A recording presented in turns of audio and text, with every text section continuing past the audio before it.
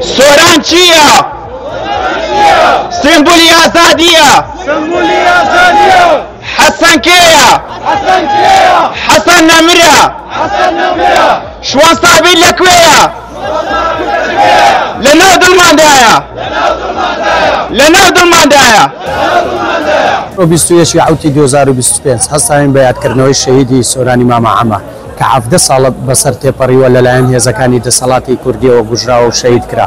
ویسیان کە دەنجی ئازاد لەناوبەرن بەڵام نەیانزانی کە بە گوشتنی سۆرانی مامە عەمە هەزارەها گەنجی وەکو ئێمە هەڵدەستێت بە یادکردنەوەی و دەنجی ناڕەزای خۆیان دەگەێنێت بە هەموو جیان.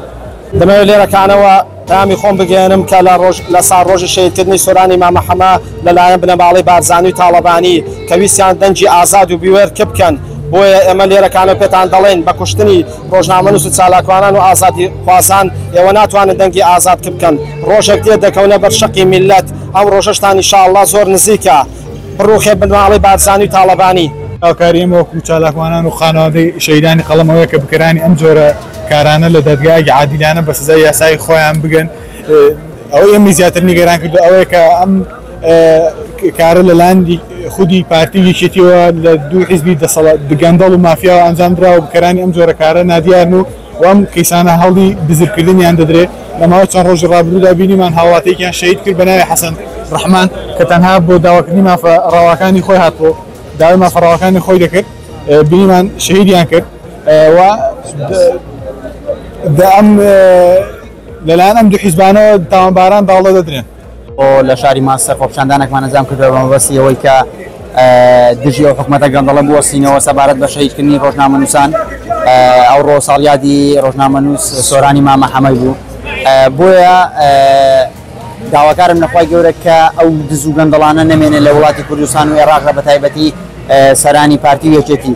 زۆر سپاس بۆیەوە دەستان خۆش. سەرەتا بەناوی خۆی گەورە میهرەبان سەرەتا ڕێز و نەوازش بۆ ڕۆحی پاکی سۆرانی مامە عەمە ڕابگەێنم و بەڕاستی سۆرانی مامە عەمە تەنها گەنجە نەبوو لە عایلەکەی بڕا لە هەموو کورد ڕۆشت و هەروەها ئەوە دەمەوێت لێرەوە بە دەسەڵاتی گەندەڵی ڕابگەێنم کە ئێمە و کەسانی وەکو ئێمە نایڵین کە تاوانەکانتان پەردەپۆش بکرێت و هەمیشە لە دشتان دەوەسێت. زۆستان خۆش بێ ئەمڕۆ لە بەرواری 21 حوتی 2025 گربوونەیەک سازکراوە لێرە بۆ یادکردنەوەی سۆرانی مامە عەمە و ئەمانەی ئەو پەیامە بێنی لێرە کە بە کوشتن و لە ناوبردنی چالاکوان و ڕۆژنامەنووسان ناتوان دەنگی ئازادی لە ناوبەرن. دەستان خۆش. ئەندامێکی ڕێکخراوی دایکۆک کە ئەمڕۆ هەستان بە خۆپیشاندانی کە دژی تیرۆرکردنی کاکە سۆرانی مامەی عەمە کە 2008 لەلایەن چەتەی پارتی و یەکێتی لە پێش ماڵەکەی تیرۆر کراو کە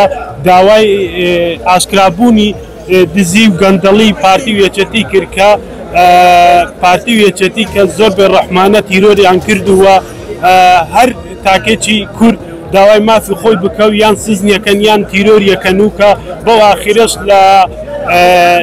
لە باڵەکایەتی کە خۆپیشاندان کرا و هاوڵاتیان شەهید کرد و بێڕەحمانە هەر کەسێک داوای مافی خۆی بکە سزنیەکەن و تیرۆریەکە. دار خۆپیشاندانمان کرد لە مانچستەر لە بەدەم سەفارەتی عێراق دەربارەی کوشتنی سۆرانی مامە عەمە ئیدانە ئەو تاوانێ دەکەن کە بەرامبەر سۆرانی مامە عەمە و هەروە چەندین چالاکوانی تر کرا. بۆیە ڕووکاستان بە خۆپیشاندان گربوونەوەیەک دژی ئەم دەسەڵاتەی کە پارتی و یەکێتی حکومڕانی هەرێمی کوردستان تێدا دەکەن. بین لا بەناوی خۆم ڕۆ بەشداریمان کرد لە خۆپیشاندانێک سەبارەت بە سۆرانی مامە شەهیدکردنی سۆرانی مامە عەمە کە لە ساڵی 2008 لە کەرکووک شەهید کرا شەهیدی قەڵەم. ڕوڕەشی بۆ دز و گەندەڵانی یەکێتی و پارتی کە بوونە هۆکاری شەهیدکردنی ڕۆژنامەنووسان و چالاکوانان و بڕینی قوتی خەڵک. سانە هەرێمی کوردستان کەرامەتیان نییە شەرەفیان یا شەرمیانە دەدینا چۆن چەک دژی هاوڵاتێکی خۆیان بەکاردێن کە تەنیا ئەوە ئاو کارەبای کردو ئاو کاربا دیارە مافی بنەڕەتی خەڵک نییە پێویست نییە بۆیە بجوژانی ئەم هاوڵاتیەک بۆیە دوپشتی ئەم هاوڵاتی کارێکی ناشرینە قێزەونە پێویستە بجوژانی بە سزای خۆیان بگەن پێویستە ئەم حکوومەتە گەندەڵە فاشلە ناڕێکە پێویستە خۆی ڕێکخە. دەستخۆنەکەم ئەم ڕۆژی یادی شەهیدکردنی سۆرانی مامە عەمەیە گەنجێکی شاری کەرکووک بوو لە دایکبووی 1970 کە کاری دەکرد بۆ گۆڤاری لیڤین بەرپرسی نووسینگە بوو لێوارێکی درەنگ لە 21 هەشتی 2008 بە پلانێکی گولایی و نایران چەندین کەسی چەکدار دەمادار هەڵدەکوونە سەر ماڵەکەی و سۆرانی مام محەممەد شەهید دەکەن و تا ئێستاش بکوژانی سۆرانی مام محەممەد نەدۆزنانەوە بە دادگا نەگەشتون لە سایی دەسەڵاتی گەندەڵ و بکوژانی خانەوادی سۆرانی مام محەممەد هاوڕێیانی زانکۆ و پیشەکەی هەمیشە ئەو یادە دەبەزیندوی دێڵنەوە و یاری دەکەن.